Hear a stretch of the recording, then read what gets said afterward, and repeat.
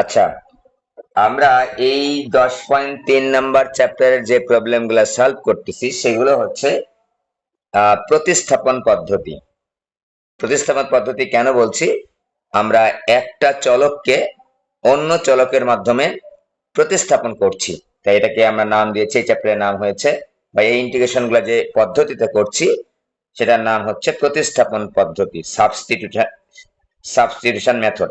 এখন খেয়াল করে দেখো যে আমরা যে একটা প্রবলেম আমাদের সামনে আছে, যে প্রবলেমটা হচ্ছে ইন্টিগ্রেশন বা যে ফাংশনটার আমাদের যোগজীকরণ করতে হবে, সেই ফাংশনটা প্রথমে আমরা দেখব। দেখে আমাকে তো সিদ্ধান্ত নিতে হবে যে না, এইটা এই যোগজীকরণটা করতে হবে হচ্ছে প্রতিস্থাপন পদ্ধতিতে। প্রথমে আমরা দেখে নিব যে প্রতিস্থাপন পদ্ধতি হবে কিনা। যখন তুমি ফাংশনটার উপর চোখ রাখবা, অনেকগুলা জিনিস কিন্তু তোমাকে মাথার মধ্যে আনতে হবে, অনেকগুলা জিনিস। ঠিক আছে, প্রথমেই আমরা দেখবো যে যে ফাংশনটার আমরা যে ফাংশনটার আমরা হচ্ছে ইন্টিগ্রেশন করছি, সেই ফাংশনটার কে সিম্পলিফিকেশন বা একটু সরলীকরণ করে ছোট করা যাচ্ছে কিনা, বা এরকমও বলতে পারো যে ওই ফাংশনটাকে আমরা হচ্ছে ইন্টিগ্রেশন করার উপযুক্ত করতে পারতেছি কিনা। তো উপযুক্ত করতে পারতেছি কিনা এই প্রশ্নের উত্তরটা তুমি কিভাবে চিন্তা করবা, যে আমাদের হাতে যে সূত্রগুলো আছে সেই সূত্রের মাধ্যমে আমি কিন্তু ইন্টিগ্রেশন গুলো করতে চাচ্ছি, সেই সূত্রগুলো যেন অ্যাপ্লাই করতে পারি সেই রকম একটু সিম্পলিফাই করে নিতে হবে ওই ফাংশনটাকে। ঠিক আছে, এটা বিভিন্ন ভাবে করা যেতে পারে, তার মধ্যে একটা মেথড হচ্ছে প্রতিস্থাপন পদ্ধতি। তো প্রতিস্থাপন পদ্ধতি করলে কিভাবে করবো দেখো তো, একটু খেয়াল করে আমি একটা অঙ্ক লিখি, যেহেতু তোমাদেরকে একটু একটু আগের একটা অঙ্ক লিখলাম। ঠিক আছে, 1/x 1 plus ln x dx.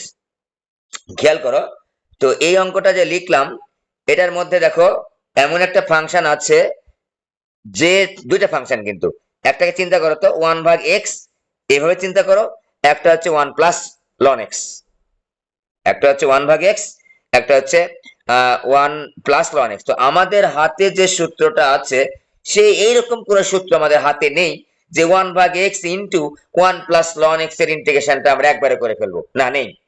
তো আমরা কি করছি, আমরা যখন এটাকে সিম্পলিফাই মোটামুটি করা যাচ্ছে না, অথবা সিম্পলিফাই করা যাচ্ছে না এটা ভাবার আগে আরো একটা জিনিস ছোট্ট করে ভেবে নিব, কি, যে এই দুইটা ফাংশন যে আছে 1/x 1 প্লাস লন এক্স, এর মধ্যে একটাকে ধরলে আর একটা পাওয়া যাচ্ছে কিনা। এই যে কথাটা বললাম, একটাকে ধরে অন্যটা পাওয়া যাচ্ছে কিনা, একটাকে ধরে কি করলে অন্যটা পাওয়া যাবে, ডিফারেন্সিয়েশন। একটাকে ধরবো, যেটাকে ধরছি আমি সেইটাকে ডিফারেন্সিয়েশন বা অন্তরীকরণের মাধ্যমে অন্যটা পাওয়া যাচ্ছে কিনা, এইটা একটু চট করে দেখে নিব, চট করে দেখে নিব। যদি এইটা একটা ধরে আর একটা আসে, তখনই কিন্তু আমাদের ওই এই জিনিসটাকেই আমরা বলছি সাবস্টিটিউট মেথড, যে একটা ধরে আর একটা, তার মানে ওই যে একটা ধরছি আমরা, ওইটা কিন্তু অন্য চলকের প্রতিস্থাপন করে ধরছি। কিরকম দেখো, আমাদের অন্তরীকরণের সূত্র জানা আছে। আরো একটা কথা একটু বলে রাখি তার আগেই, ইন্টিগ্রেশনের অঙ্কগুলা পারতে হলে, ভালোভাবে পারতে হলে, ডিফারেন্সিয়েশনের সূত্রগুলো কিন্তু আমার একেবারে ঠোঁটস্থ থাকতে হবে, মুখস্থ থাকতে হবে।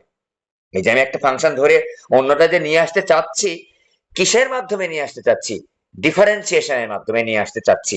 তো দেখো তো, আমাদের জানা আছে যে ddx of ln x is equal two 1/x। আবার যদি বলি যে ddx of 1 plus ln x is equal to কত, ddx অফ 1 আমাদের জানা আছে যে আলাদা আলাদা করে লেখা যায়, প্লাস হচ্ছে ddx অফ ln x। তো ddx1 মানে কি, কনস্ট্যান্ট 0, প্লাস হচ্ছে 1/x is equal two 1/x। তাহলে দেখা যাচ্ছে যে আমাদের হাতে যে ফাংশনটা আছে, এই যে 1 প্লাস ln x, এইটাকে যদি আমি ধরে নিই, তাহলে অন্য আরেকটা যে ফাংশন আছে সেটা কিন্তু আমি পেয়ে যাচ্ছি। তাহলে এখানে আমরা কিন্তু হচ্ছে প্রতিস্থাপন পদ্ধতিটা অ্যাপ্লাই করতে পারবো। ওকে, দেখি, 1 plus ln x is equal to z ধরছি, 1 plus ln x is equal two অন্য একটা চলক ধরছি, ধরলে লাভটা কি হবে, লাভটা কি হবে আমি এখনই দেখতে পাবো। ওকে, তো আমরা অন্তরীকরণ করে নিই, ddx of 1 plus ln x is equal to ddx of আগেই বলেছি জেড। তো ডিডিএক্স অফ 1 মানে 0 plus DDX of ln X মানে হচ্ছে 1/x is equal to DDX of Z মানে কি ডিজেড ডিএক্স। ঠিক আছে, তোমার মানে প্রশ্ন আসতে পারে স্যার যে এখানে আমি হচ্ছে ডিডিএক্স অফ 1 ইজিক্যাল টু 0 লিখলাম, ডিডিএক্স অফ 1 ইজিক্যাল টু 0 লিখলাম, এখানে DDX of Z is equal to 0 লিখলাম না কেন? খেয়াল করে দেখো যে ডিডিএক্স অফ 1 মানে কি, এই 1টা তো এক্স এর সাথে কোনোভাবেই সম্পর্কিত না, তার মানে এটা একটা কনস্ট্যান্ট। আমাদের জানা আছে যে কোনো একটা কনস্ট্যান্টের অন্তরীকরণ করলে 0 হয়, ওকে। কিন্তু দেখো তো ডিডিএক্স অফ জেড এটা ইজিক্যাল টু তার 0 লিখবো না, এটা 0 লিখবো কেন? এই Z is a function of x, Z এর মধ্যে তো এক্স আছেই, ওয়াই কে অন্তরীকরণ করলে আমরা কি পাই? ডিওয়াই ডিএক্স পাই। তেমনি কখন পাই? যখন Y is a function of X. দেখো Y is a function of X, তখন কিন্তু আমি d d x of Y is equal to লিখি কিন্তু ডিওয়াই ডিএক্স। হ্যাঁ,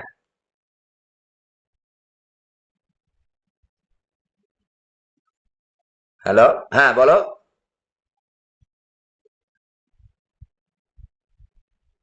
এইটাই তো শুরু রে বাবা, এইটাই, এই যে সাবস্টিটিউশন মেথড, এটাতে এত কথাবার্তা বলছি এই কারণেই, এত কথাবার্তা বলছি এই কারণেই, এটা তো 10.3 শুরুতেই এই কথা বলা হবে। ঠিক আছে, যে আমরা অন্তরীকরণ করার মাধ্যমে বা প্রতিস্থাপন করার মাধ্যমে একটা ফাংশনকে কিভাবে, দুইটা ফাংশন থাকলে ওটাকে একটা ফাংশনে রূপান্তর করে কিভাবে আমরা অন্তরীকরণ করব, এই কথাগুলাই। ঠিক আছে, তো এখানে একটা উদাহরণ আমি 6 নাম্বার থেকে নিয়েছি আর কি, ওই আগের অঙ্কগুলো একই রকমই প্রায়। ঠিক আছে, এখন খেয়াল করো যে 1/x ডিএক্স, তাহলে আমরা দেখো জেড কে কিন্তু আমি কনস্ট্যান্ট বলতে পারছি না, জেড কে কিন্তু আমি কনস্ট্যান্ট বলতে পারছি না, ডিজেড ডিএক্স লিখতে হচ্ছে।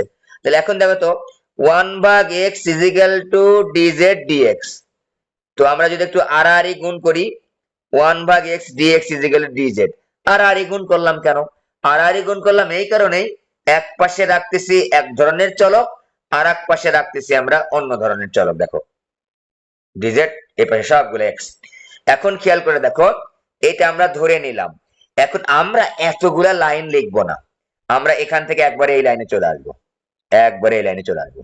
খেয়াল করো কিভাবে আসবো, 1 plus ln X is equal to Z ধরলাম, তাহলে দেখো তো 1 কে একবার অন্তরীকরণ করব, কিন্তু অন্তরীকরণে একটু ভালোভাবে শিখতে হবে, অথবা আমি যেভাবে করাচ্ছি অন্তরীকরণ কিন্তু মোটামুটি বলে যাচ্ছে, কিন্তু অন্তরীকরণ যাদের করা নেই আগে তারপরেও কিন্তু মোটামুটি একটা বা আফসা আফসা করা আছে, তারাও কিন্তু মোটামুটি এগুলো ভালো পারবা। 1 কে করলে কত? 0 লিখছি না, লন এক্স কে করলে কত হয়? 1/x হয়, লন এক্স কে করলে 1/x হয়, ভালো কথা। এবার এই পাশে কোন চলক আছে?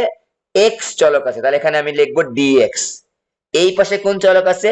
জেড চলক আছে, তাহলে এই পাশে লিখবো হচ্ছে ডিজেড। দেখো তো একই জিনিসই পেয়েছি, এতগুলা লাইন কিন্তু আর লেখার দরকার হলো না, একবারে আমরা এই লাইনটা লিখবো, এই লাইনটা লিখবো আমরা। ঠিক আছে, এই যে বাম পাশের অন্তরীকরণ করে ফেলবো এক্স এর সাপেক্ষে, এক্স এর সাপেক্ষেই কথাটা বলবো না, যে ফাংশনটার অন্তরীকরণ করতে হবে দেখে নিব আমরা সেই ফাংশনটা কোন চলকের। এখানে যে ফাংশনটার আমরা সরি ইন্টিগ্রেশন করতে চাচ্ছি সেই ফাংশনটা হচ্ছে এক্স চলকের, তাই কিন্তু আমরা এক্স এর সাপেক্ষে অন্তরীকরণ করব, এই যে। ঠিক আছে, এ পাশে এক্স আছে, এ পাশে জেড আছে, এক্স এখানে ডিএক্স লিখবো, এখানে জেড আছে, এখানে জেড জেড ডিজেড লিখবো সরাসরি। ওকে, তাহলে এখন আমরা কি পেলাম? এই অন্তরীকরণ, এই ইন্টিগ্রেশনটা কি পেলাম? আই ধরে নিলাম, এখানে লিখে নি ইজিক্যালি, দেখো ইন্টিগ্রেশন অফ, খেয়াল করো 1/x, খেয়াল করো 1/x ইন্টু ডিএক্স, এই যে 1/x into DX is equal to শুধু ডিজেড, শুধু ডিজেড লিখলাম। আর এই 1 plus ln X is equal to কিন্তু জেড ধরেছি, 1 plus ln X is equal to Z ধরেছি, এই যে 1/z ডিজেড। দেখো তো এতগুলা ফাংশন, দুইটা ফাংশন ছিল কিন্তু 1/x 1 প্লাস লন এক্স আমরা অন্তরীকরণে ইন্টিগ্রেশন করতে পারছিলাম না। যখনই আমরা প্রতিস্থাপন করলাম অন্য একটা চলকের মাধ্যমে, কি হিসাবে প্রতিস্থাপন করলাম? এখানে যে একটা ধরলে আরেকটা পেয়ে যাচ্ছি, একটা ধরলে আরেকটা পেয়ে যাচ্ছি, একটা ধরে কি করলে আরেকটা পেয়ে যাচ্ছি?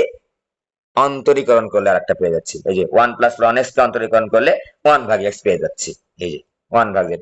এখন কিন্তু আমরা কিন্তু হাতে সূত্রটা পেয়ে গেছি, 1/z মানে হচ্ছে লন জেড প্লাস হচ্ছে সি, তো লন জেড এর জায়গায় বসাতে হবে ওই যে 1 প্লাস লন এক্সটা, 1 প্লাস লন এক্সটা প্লাস সি। অঙ্কর উত্তর কিন্তু আমাদের কমপ্লিট।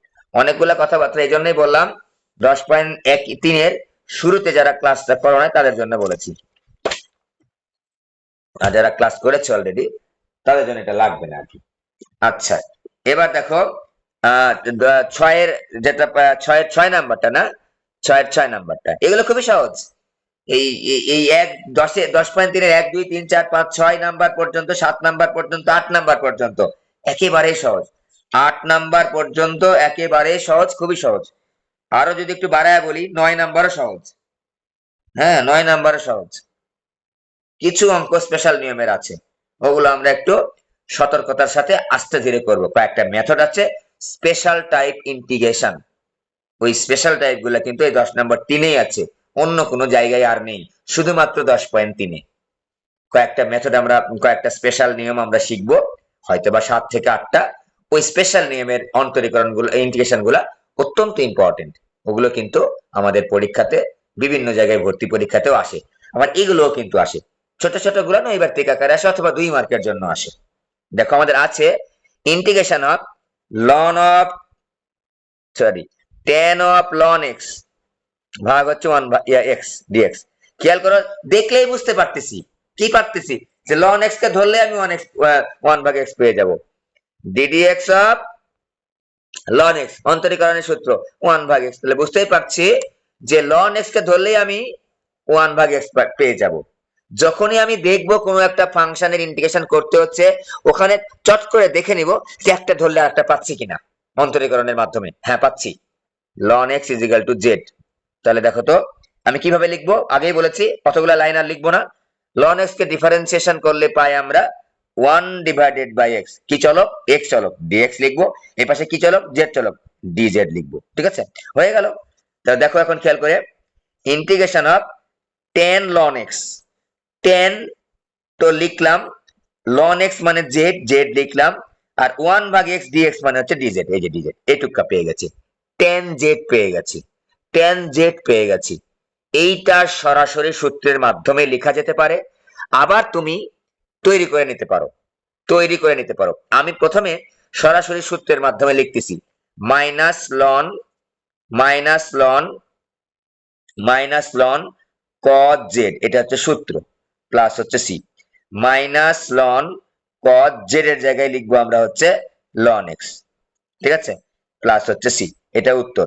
এখন এই সূত্রটা একটু ডেভেলপ করে তোমাকে দেখাবো, এই সূত্রটাকে ডেভেলপ করে দেখাবো যে tan z কে বা tan x কে ইন্টিগ্রেশন করলে এইটা কিভাবে আসে, এইটাও আসে, আবার আরো একটা জিনিস লিখে এটাও আসতে পারে, এটাও লেখা যেতে পারে। মাইনাস, আচ্ছা ইন্টিগ্রেশন সূত্রটা আগে লিখে নিই, integration of tan x is equal two dx is equal two ln sec x অথবা মাইনাস ln cos x, দুটাই লেখা যেতে পারে। এখন প্রশ্ন হচ্ছে স্যার এইটা কি সূত্র আকারে সরাসরি ব্যবহার করব, নাকি হচ্ছে এইটাকে বের করে অঙ্কটা করতে হবে? তো এইটা অঙ্কের ধরন অনুসারে আমরা একটু খেয়াল করব। ঠিক আছে, যখন আমাদের শুধুমাত্র tan x এর ইন্টিগ্রেশন করতে বলবে তখন তার সরাসরি সূত্র লিখবো না, আমরা আমরা বের করে দেখাবো। আর যখন অনেক বড় একটা অঙ্কের মধ্যে এই ইন্টিগ্রেশন অফ tan x আসবে, তখন আমরা সরাসরি ln sec x অথবা মাইনাস ln cos x আমরা নিয়ে আসবো। কিভাবে আসে একটু দেখাচ্ছি, ইম্পর্টেন্ট এটা, এটা কিন্তু ইম্পর্টেন্ট, 2 মার্কের জন্য আসে, যে ইন্টিগ্রেশন অফ tan x এর ইজ ইকুয়াল টু কত, বা tan x এর সমাকলন করো x এর সাপেক্ষে। খেয়াল করে দেখো, এটা সূত্র আকারেও পরীক্ষায় কিন্তু আসে, অনেকগুলো অঙ্ক আছে তোমাদের এই চ্যাপ্টারে, সূত্র আকারেও কিন্তু অঙ্কটা আসে। ঠিক আছে, সূত্রটার ডেরিভেশনটাও আসে, সেগুলো আমরা অবশ্যই দেখবো একে একে। তো আমরা প্রথমেই করছি tan x dx এর ইন্টিগ্রেশন নির্ণয়। ঠিক আছে, তো এখন খেয়াল করো, যেটার ইন্টিগ্রেশন করতে হবে সেটাকে আমরা i ধরে নিব। আমি ম্যাক্সিমাম ক্ষেত্রে i ধরি না, আসলে i ধরে নিবা। ঠিক আছে, i লিখবা, কিছু অঙ্ক আছে i না ধরলে হবে না। সুতরাং আমরা এখন থেকে প্রথম থেকে প্র্যাকটিস করব, যে ইন্টিগ্রেশনটা করতে হবে তাকে i ধরবো, ইন্টিগ্রেশনের প্রথম অক্ষর i দ্বারা আমরা এটাকে প্রেজেন্ট করব, রিপ্রেজেন্ট করব। ঠিক আছে, ওকে। তো দেখো তো ইন্টিগ্রেশন অফ সাইন এক্স বা কজ এক্স লেখা যায় হ্যাঁ। ট্যান এক্স কে ভেঙে আমরা এখন এটাকে ইন্টিগ্রেশন করতে হবে। আপাতত আমি কোনো বুদ্ধি পাচ্ছি না, তো আমরা কি করলাম, সাইন ভাগ কস করলাম। আমরা বলেছি আগের ক্লাসে যে সাইন কে ডিফারেন্সিয়েশন করলেও আমরা কস পাই, আবার কস কে ডিফারেন্সিয়েশন করলেও কিন্তু আমরা sine pi, minus sine pi, মাইনাসটা কোনো ব্যাপার না, মাইনাসটা সমস্যা না। এখন আমরা উপরেরটা ধরে যদি নিচেরটা পাই, আবার একই সাথে নিচেরটা ধরে যদি উপরেরটা পাই, আমরা উপরেরটা ধরবো না, আমরা নিচেরটা ধরবো। কেন? এখনই দেখাচ্ছি কেন ধরছি, খেয়াল করে দেখো। cos x is equal to z ধরলাম, আমরা পাচ্ছি cos x কে ডিফারেন্সিয়েশন করলে পাবো minus sin x dx is equal to হচ্ছে dz। একটু বলে রাখি, তোমাদের যেহেতু শর্ট সিলেবাস হচ্ছে না, এবার প্রজ্ঞাপন বোর্ড দিয়ে দিয়েছে, আগের প্রজ্ঞাপনটা হাইলাইট করেছে আবারও। তোমাদের আগেই প্রজ্ঞাপনে বলা ছিল যে ফুল সিলেবাসে 26 সালের এইচএসসি পরীক্ষা হবে, তো ওইটাকে আবার নতুন করে হাইলাইট করেছে। তার মানে বুঝতেই পারছো তোমাদের শর্ট সিলেবাস হচ্ছে না, আপাতত আমরা ধরে নিচ্ছি শর্ট সিলেবাস হচ্ছে না। এইভাবেই কিন্তু আমাদের প্রিপারেশন নিতে হবে, এবং এই প্রিপারেশন নিতে যে ইন্টিগ্রেশনের প্রিপারেশনটা অবশ্যই আমাদেরকে নিতে হবে। কিন্তু ইন্টিগ্রেশন ছাড়া আমরা পরীক্ষা হলে যাব না, গেলে কিন্তু আমাদের পরীক্ষা ভালো হবে না। এ প্লাস থাকতেও পারে, নাও থাকতে পারে। এখান থেকে কয়েকটা নৈর্ব্যক্তিক প্রশ্ন আসে, আবার সিকিউ আসে কিন্তু, এবং বিভিন্ন ভর্তি পরীক্ষায় এখান থেকে প্রশ্ন মাস্ট আসে।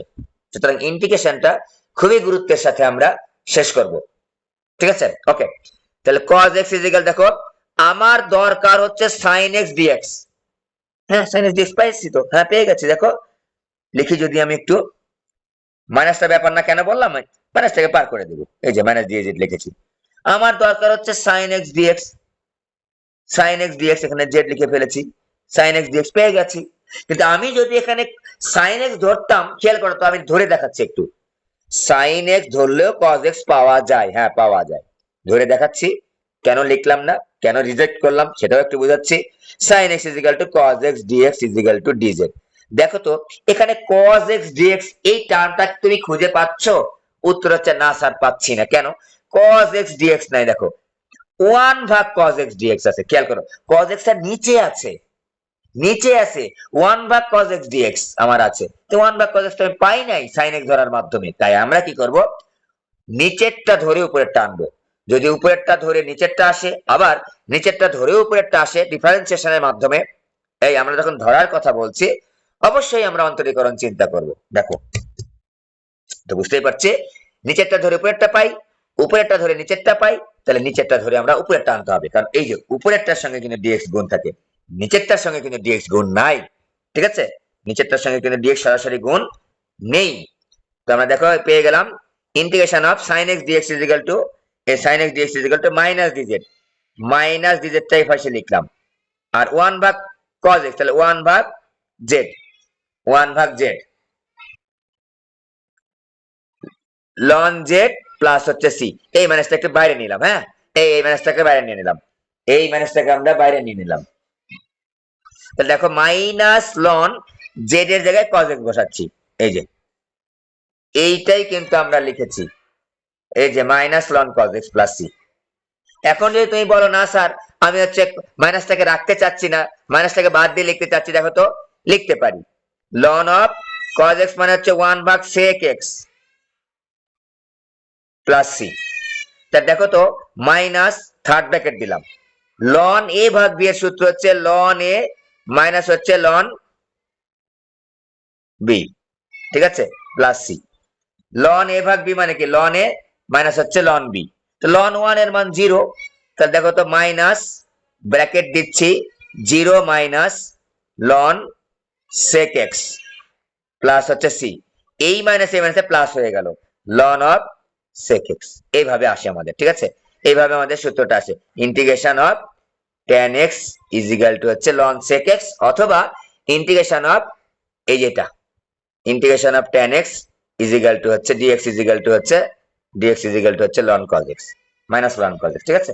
এভাবে আসে পরীক্ষায়, কিন্তু এইটা সরাসরি অঙ্ক আকারে আসে 2 মার্কের জন্য, ক নম্বরে সরাসরি কিন্তু আসে।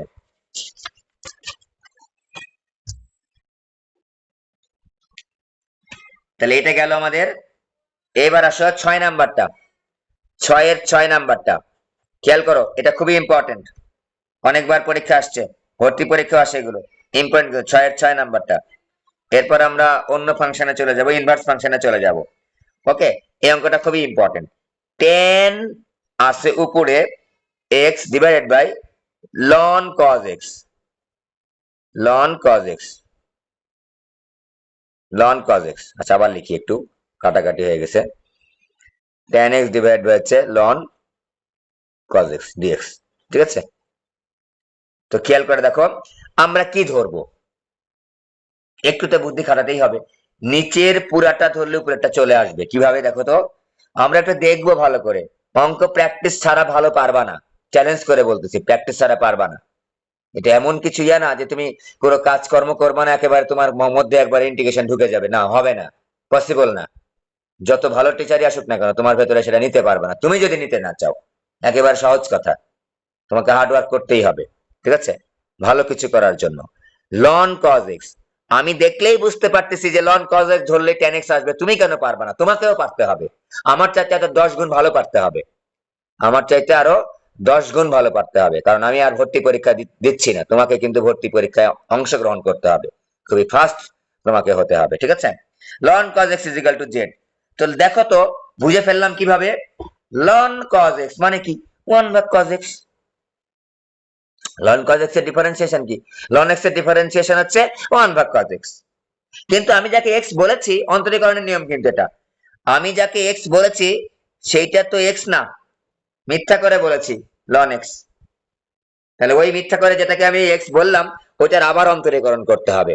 ওইটার আবার অন্তরীকরণ করলে কি হয়? cos x কে অন্তরীকরণ করলে কিন্তু মাইনাস সাইন এক্স হয়, into DX is equal to হচ্ছে ডিজেড। যখন অন্তরীকরণ করা আমার শেষ হয়ে যাবে, তখন যে চলকটা বাম পাশে থাকবে সেটার সাথে এক্স দিয়ে দিব ডিএক্স, আর যে চলকটা ডান পাশে থাকবে তার সঙ্গে ডি দিয়ে দিব, ডিজেড হয়ে যাবে, ঠিক আছে? খেয়াল করো, লন এক্স মনে মনে চিন্তা করো, 1/x, 1/cos x, কিন্তু এক্স তো এক্স না, cos x, cos x কে আবার অন্তরীকরণ করলে পাবো হচ্ছে মাইনাস সাইন এক্স। একটু খেয়াল করি স্যার, পরে আর করছেন না কেন?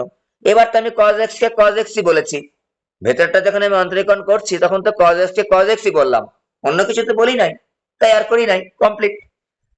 sin x ভাগ cos x মানে tan x, dx is equal to হচ্ছে dz। দেখো পেয়ে গেছি আমি উপরেরটা, সুন্দরভাবে পেয়ে গেছি, tan x dx is equal two minus dz। এটা খুবই ইম্পর্টেন্ট, কারণ এটা বোঝা যায় না, অনেকে বুঝতে পারে না, যাদের প্র্যাকটিস নাই তারা বুঝতে পারে না, যাদের প্র্যাকটিস আছে তাদের না বোঝার কোনো কারণই নাই। যে লন cos x ধরলে আমরা tan x টা পেয়ে যাই, তাহলে 1/z ইন্টু মাইনাস dz। এই মাইনাসটা ডিজেডটা এরকম ভাবে লিখবা, অথবা একবারে বাইরে বের করে দিবা। মাইনাস কখনোই এই ইনটু চিহ্ন দিবা না, ফার্স্ট ব্র্যাকেট চিহ্ন দিবা, ঠিক আছে? মাইনাস হচ্ছে বাইরে নাও, 1/z DZ minus ln Z plus C.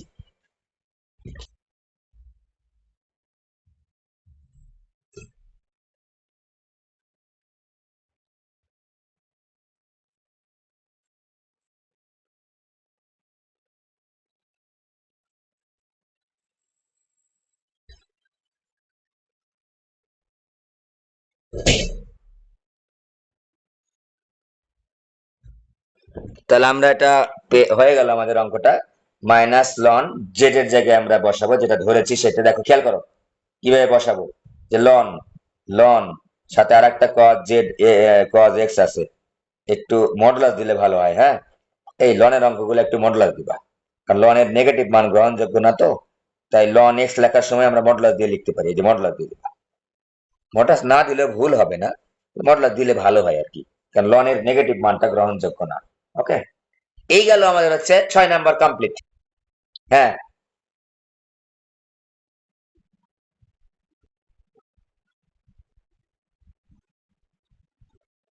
বুঝি না, সরি।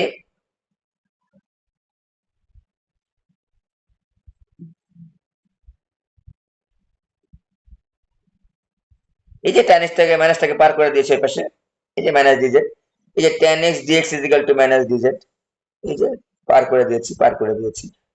মাইনাস কনস্ট্যান্ট এগুলো নিয়ে আমাদের মাথা ব্যথা নেই, খালি ওই সংখ্যাটা আসতেছে কিনা এটা দেখবো আমরা, ঠিক আছে? মাইনাস বা কোনো সংখ্যা যদি এখানে চলে আসতো বাম পাশে tan x এর সঙ্গে গন্ডগোল করার জন্য, ওটাকে পার করে দিতাম। পার করে কেন দিতাম? আমাদের এখানে tan x dx লাগবে। এই যে tan x dx রেখে আমি যেটা আমাদের লাগবে, কি লাগবে আমাদের? চলক পরিবর্তন করার সময় আমাদের tan x আর dx এর মান লাগবে। tan x dx, এই যে tan x dx টা বাম পাশে রেখে এই মাইনাসটাকে পার করে দিয়েছি। ওই জন্য এই মাইনাসটা চলে আসছে। ঠিক আছে? বুঝতে পেরেছো? ওকে। মাইনাস বা কোন কনস্ট্যান্ট 1 2 3 4 5 10 50 এগুলো থাকলে আমরা মাথায় আনবোই না, ওইটাকে ডান পাশে পার করে দিব। মানে একটা ধরে যখন আমি অন্যটা আনছি না, তখন কিন্তু এই কনস্ট্যান্ট গুণ আছে ভাগ আছে এটা দেখার কোনো দরকার নাই, এটা নিয়ে আমাদের মাথা ব্যথা নেই। বা হচ্ছে মাইনাস, কোনো সমস্যা নেই, এটা পার করে দিয়েছি ডান পাশে। ওকে, এই গেল আমাদের 6 নাম্বারটা। এবার আসো, আমরা প্রথমের দিকেই বলেছিলাম আমরা যে ইন্টিগ্রেশন গুলা আপাতত কমপ্লিট করছি, ইন্টিগ্রেশনের যে ব্যবহারটা আমরা ব্যবহার করছি, ইন্টিগ্রেশনটা যে নির্ণয় করছি অনির্দিষ্ট যোগজীকরণ, প্রত্যেক ক্ষেত্রে একটা কনস্ট্যান্ট দিচ্ছি, এটা হচ্ছে অ্যান্টি ডেরিভেটিভ হিসেবে কিন্তু আমরা এটাকে সংজ্ঞায়িত করেছি। ইন্টিগ্রেশনকে আমরা অ্যান্টি ডেরিভেটিভ বা হচ্ছে প্রতি অন্তরজ হিসাবে সংজ্ঞায়িত করেছি, এবং সেই হিসাবে কিন্তু আমরা এই প্রবলেম গুলো সলভ করছি। তারই অংশ হিসাবে এখন আরো 4টা সূত্র, 2টি সূত্র লিখবো খালি। অনলি টু অতিরিক্ত, মানে আগে যেগুলো শিখেছি তার চাইতে এখন আমি 2টা বাড়াচ্ছি। 2টা বাড়াচ্ছি বললেও কিন্তু আমরা আসলে এটাকে বাড়াচ্ছি বলবো না ওই সেন্সে, যেহেতু আমরা এটা ডিফারেন্সিয়েশনের সূত্র শিখে এসেছি। যেইটার একেবারে ডিফারেন্সিয়েশনের সূত্র একেবারেই নেই, সেটাকে আমরা নতুন সূত্র বলবো। দেখো তো, আমি যদি বলি ddx of tan inverse x কত? 1/1 প্লাস এক্স স্কোয়ার। আমরা সকলে জানি, ডেরিভেটিভ যারা করে আসছি সকলে জানি, যারা ডেরিভেটিভ করি না এখন জেনে নাও যে tan ইনভার্স x কে অন্তরীকরণ করলে সূত্র হচ্ছে 1/1 plus x square. 1/1 plus x square. তা আমরা যদি এখন উল্টা করি, integration of 1/1 plus x square dx is equal to, তাহলে কত হবে?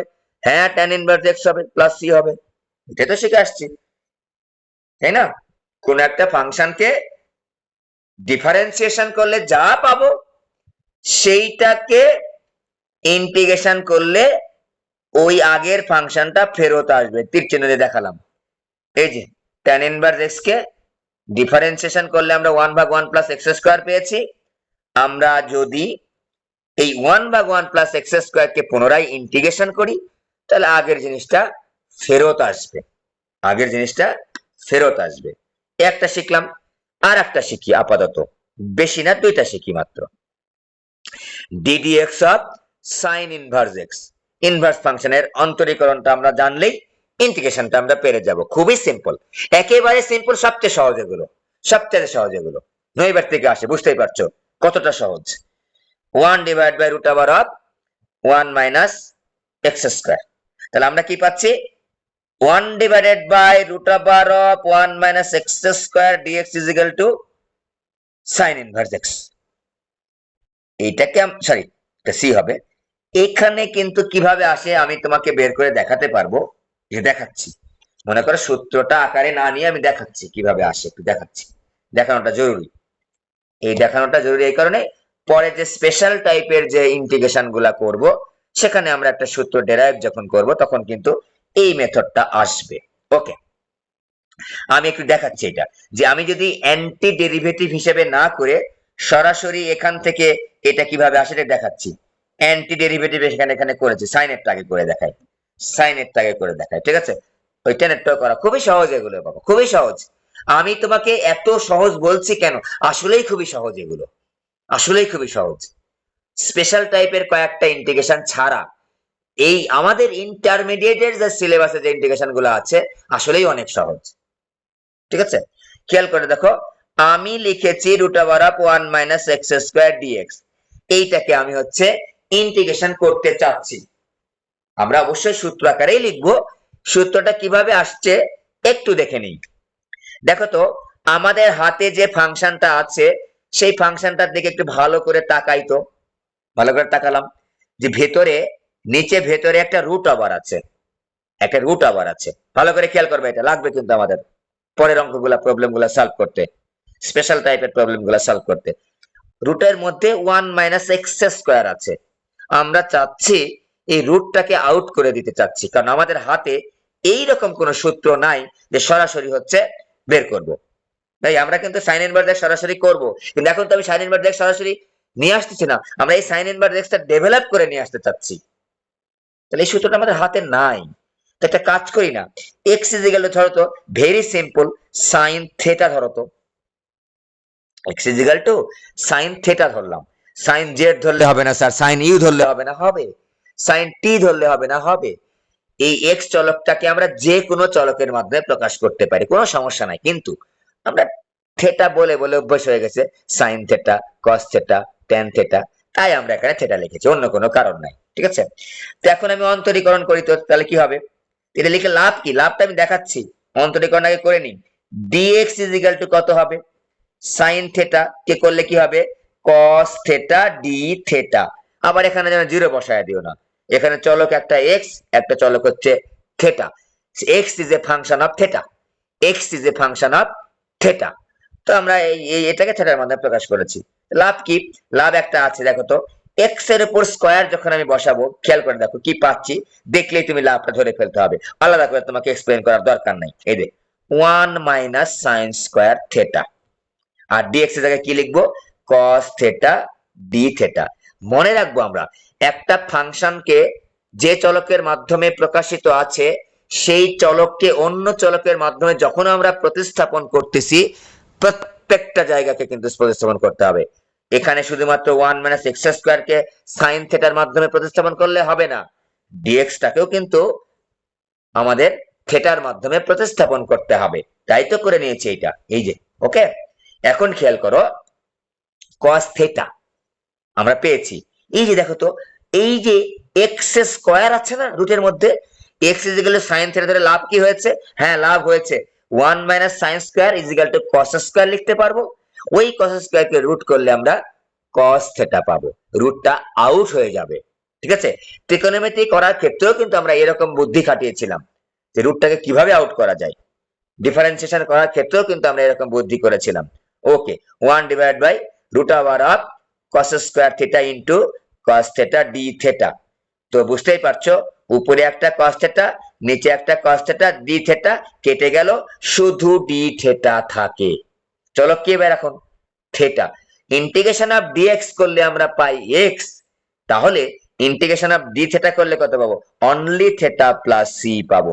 আমরা তো থিটা রাখতে পারবো না, না আমরা থিটা রাখতে পারছি না, কারণ আমাদের চলক তো এক্স এর ছিল, ওই ফাংশনের তো আমরা অন্তরীকরণ ইন্টিগ্রেশন করছি। হ্যাঁ, এখান থেকে বের করে নাও, X is equal to sine theta, একটু বাম পাশে থেটাটা নিয়ে আসো, sine theta is equal to X, theta is equal to কত, সাইন ইনভার্স এক্স। আমাদের জানা আছে, আমরা ত্রিকোণমিতিতে শিখেছি যে সাইন এক পাশ থেকে আরেক পাশে গেলে সাইন ইনভার্স হয়, তাই তো হয়েছে, theta is equal to sine inverse x. এই দেখো তো, sine inverse x plus c, এটাই তো লিখেছি আমরা, হ্যাঁ এটাই লিখেছি। এটা আমরা অঙ্কের মধ্যে সরাসরি ব্যবহার করব, কিন্তু পরীক্ষায় যদি এইটাই সরাসরি আছে, মনে করো তোমাকে এইটার ইন্টিগ্রেশন করতে বলেছে, তখন কিন্তু আমি সরাসরি আর ইন্টিগ্রেশনটা করব না এইভাবে সাইন ইনভার্স এক্স লিখে, আমরা তখন এইভাবে লিখে লিখে দেখাবো সরাসরি এটা পরীক্ষায় আসছে। কিন্তু আমার বড় অঙ্কের মধ্যে, অন্য কোনো অঙ্কের মধ্যে যদি এরকম টার্ম আসে, তাহলে আমরা সরাসরি কিন্তু সাইন ইনভার্স এক্সটা লিখবো, অথবা tan এর ক্ষেত্রে আমরা কিন্তু tan ইনভার্স এক্সটা লিখবো, বড় অঙ্কের ক্ষেত্রে, বড় অঙ্কের ক্ষেত্রে। কিন্তু যখন সরাসরি এইটার ইন্টিগ্রেশন করতে বলবে 2 মার্কের জন্য, তখন আমরা কিন্তু এরকম মেথড আমরা ইউজ করব। ওকে, তো tan এরটা করে দেখাতে চাইছি, করে ফেলি। 1 ভাগ 1 plus tan square, 1 plus tan square কি লিখেছিলাম, x না, হ্যাঁ x dx।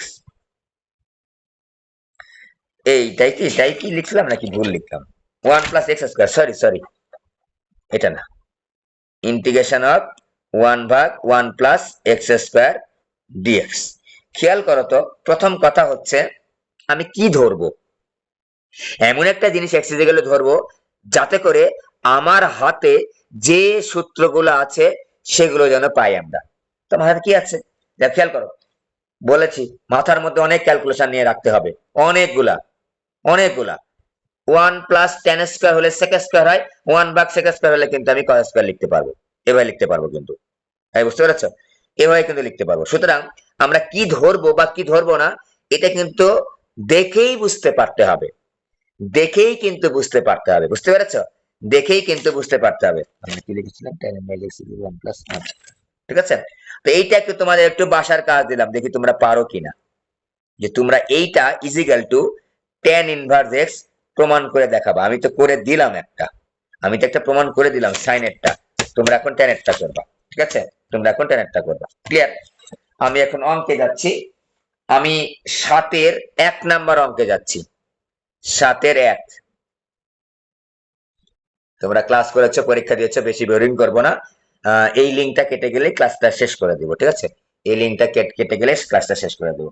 7-এর সবগুলা তোমরা করবা বাসায়, আমি জাস্ট একটা করে দিচ্ছি, ভেরি সিম্পল। আমি 7-এর 2 নাম্বারটা করে দিচ্ছি, যাও। e to the power tan inverse x divided by হচ্ছে 1 প্লাস x স্কয়ার। অনেক ঝামেলা যুক্ত একটা ফাংশন, দেখতে কেমন হিজিবিজি লাগতেছে, আমি একটা চোখে দেখি তো।